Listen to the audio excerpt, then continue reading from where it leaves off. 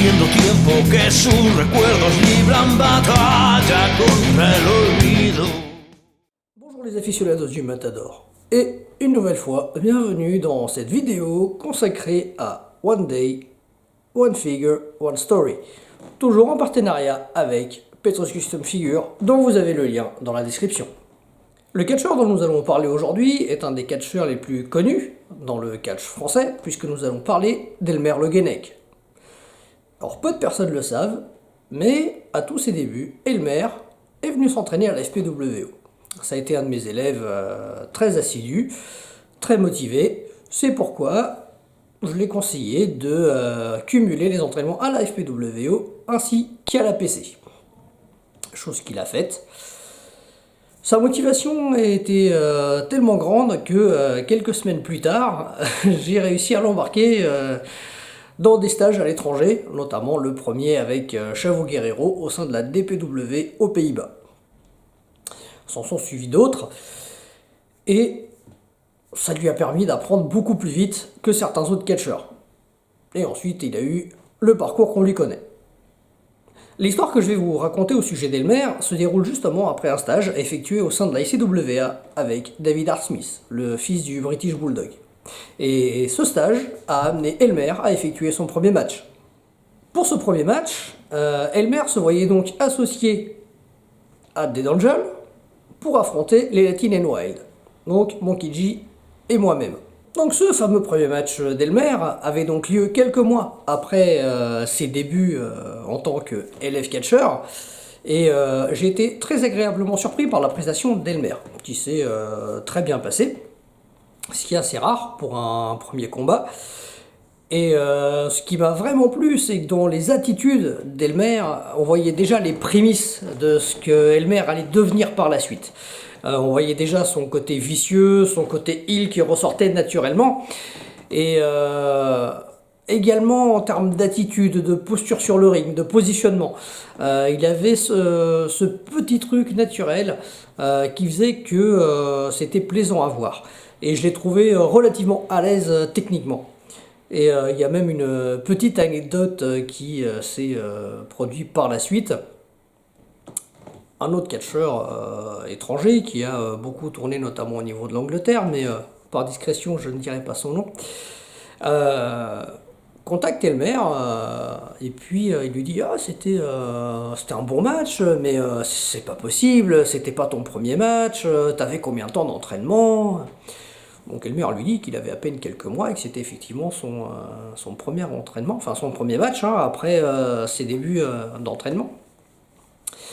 Et la réaction de cet autre catcheur a quand même été relativement spéciale, puisqu'il a quand même dit à Elmer « C'est étonnant, parce qu'on dirait que c'est ton partenaire qui s'entraînait depuis quelques mois et qui effectuait son premier match, tellement tu étais au-dessus de lui. » Donc quelque part, je suis assez fier du résultat des entraînements qu'Elmer a pu avoir auprès de moi et auprès de l'APC, puisque si même d'autres catcheurs étant à l'étranger trouvent des qualités à ses élèves, je pense que ça veut dire qu'on fait du bon travail. El Matador. Ils ont le droit à quelques secondes, donc tous les deux sur le ring. Et El Matador qui retourne et qui envoie. Et El Matador qui fait une entrée fracassante sur le bras d'Elmer. Main blanche d'El Matador sur Elmer.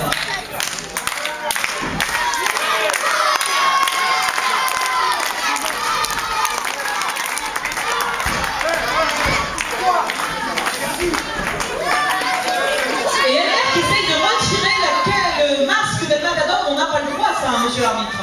Non, non, non. El Matador qui envoie Elmer au tapis, Elmer qui essaye de se dégager.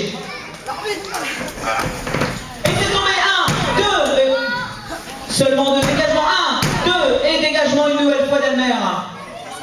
Allez El Matador qui tient.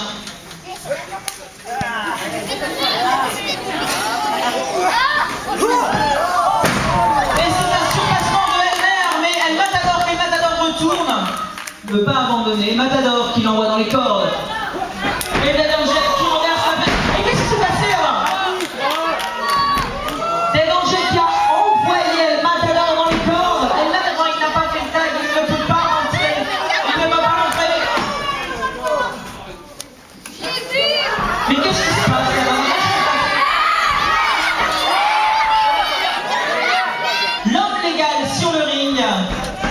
qui en profite pour étrangler El Matador.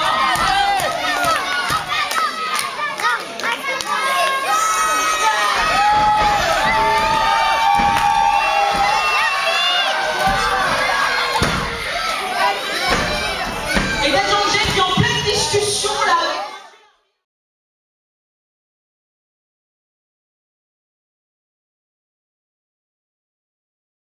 Alors, concernant la figurine d'Elmer, bon déjà, petite précision, Elmer fait partie des rares catcheurs qui ont le droit à avoir 2 figurines. Et celle qui nous intéresse est celle où il est représenté avec sa tenue d'entrée. Donc son béret, son gilet. Mais, petit détail, il est également représenté en effectuant une corde à linge. Donc, ce qui rapporte du dynamisme à cette figurine. Et puis, c'est vrai que la tenue d'entrée d'Elmer lui permettait également d'effectuer quelques mouvements de catch et quelques prises assez basiques. Donc, on reste totalement cohérent. Et puis bien sûr le travail de peinture qui est toujours très fidèle à l'original, puis le visage d'Elmer qui est aussi fidèle aux mimiques qu'il pouvait avoir, font à mon sens que ça est une figurine très réussie. Et bien comme d'habitude, nous espérons que cette vidéo vous a plu, et puis n'hésitez pas à vous abonner, à commenter et tout le blablabla. Enfin vous connaissez maintenant les choses habituelles de YouTube. Donc on se retrouve demain pour le prochain épisode. Ya va haciendo tiempo que sus recuerdos libran batalla contra el olvido.